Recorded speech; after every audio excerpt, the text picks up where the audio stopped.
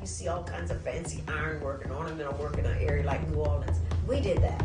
You see an area called Broadway in New York City. We built that. Down there where Wall Street is in New York on Trinity, we built that. The roads here in Delaware, we built that. The railroads, we built that. We built this country. You know, it doesn't take a lot. Just go on the internet now and you see it for yourself. We built this country for free. There were no unions or wages, we were slaves, but we built this country.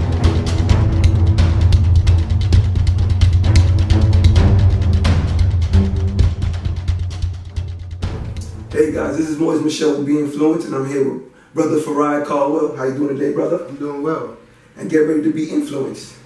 How you doing today, King? I'm doing great. I'm feeling blessed. Man, that's always a great thing to hear. As you already know, this young man right here, he's the founder and the owner of the Atlanta African American Book Festival. And what inspired you to create this platform? So I'm an author as well, and over the years I've been to a few book festivals, not a few book festivals, many book festivals, and I saw that a lot of times when I was at the festival, I was of the few African American authors, so I thought that we needed sort of a platform and a marketplace to showcase Black authors, and Atlanta being my hometown, I felt like it was a great way for me to give back to people who are into the, I guess you say the creative arts or the literary arts, and also a way to basically start a literary hub or sort of a literary think tank here in Atlanta where the community members can also engage with authors and with the ideas and the beliefs that they're trying to promote. Man, I love this platform because I'm part of this platform. That's how I met this brother. So with this platform, right, what inspired you to get into literature? I've been writing since I was a kid. It's always been something fun for me. In my early 20s, I kept a few blogs up. It's just something I've been passionate about. I actually didn't make any money when I first started out with it. It's something that I love to do. It's a way for me to express myself. A way for me to kind of sort out some of the ideas that I have in my head, because once I bring them from my mind to a piece of paper, then I can step back and say, oh, okay, this is why I'm feeling this way, this is why I'm thinking these sort of things. And also as a way to kind of help people who come after me. Earlier we talked about, you said that you want to help a generation after you. I want to do the same thing with my writing, so I try to put out as much positive and motivating content as I can. Most definitely. Mm-hmm. So how is it, how long did it take you to create this platform to make it come to fruition? My whole life. I think that, my whole life. I think that all the experiences that I've had thus far have been sort of like building blocks to this point to make me want to say, hey, I want to start an African American book festival. So the days that I was writing poetry in like my 9th grade history class when I should have been doing something else, or when I was writing a blog and nobody was paying attention to it when I should have been doing something else, or when I went to a festival and I saw that there weren't many authors like myself. So it's all just building blocks to a process. It's a process. Okay. Mm-hmm. And which literature giants do you look up to? Literature giants do I look up to? I love Maya Angelou. Rest in peace. Yes, rest in peace. Simply because I like the way that she talks about her experience as a Black American in Africa, because at one point in time I wanted to repatriate, and I was reading a lot of Maya Angelou. I read All God's Children Need Traveling Shoes. Yeah. So that's when she goes to Ghana and she tries to, sort herself out into a new culture, which is, Black, but it's also African. So it kind of shows the dynamics between the American Black and the African Black. So her, I also like James Baldwin. I like one of my favorite books is If Beale Street Could Talk. It's a love That's story. Another great book. New York City. Yeah, So great. it's a love story, and I like love stories. Okay. So, James Baldwin. I'm trying to think of someone else who I really love. Paulo Coelho, simply because he wrote The Alchemist, which I love. That's a pretty big book as well. So it's a book about journeys and finding yourself and basically just sticking to the path and the mission that you have. for yourself here on earth. So that's why I like Paulo too. No problem. Well, you see, me, I'm also an author, as you already know, and I go by this phrase. It's my motto. I aspire to inspire others through the power of words. When you hear such a phrase, what does that mean to you? I aspire to inspire through the power of words. Others, yep.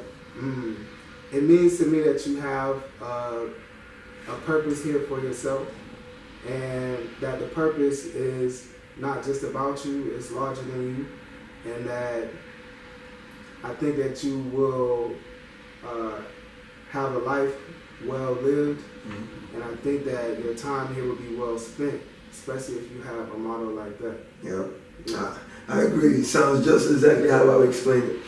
And knowing that the book festival is coming soon in July, what other things you have in the works? Other things I have in the works. So I basically want to make the book festival sort of the central platform for African American literature here in Atlanta, but there are also going to be ancillary services too. So I'm going to be having workshops for authors. I'm going to be having things like children's reading days for authors. We're going to be trying to set up basically a neighborhood library project here in Atlanta where we're bringing neighborhood libraries to underserved areas. Okay.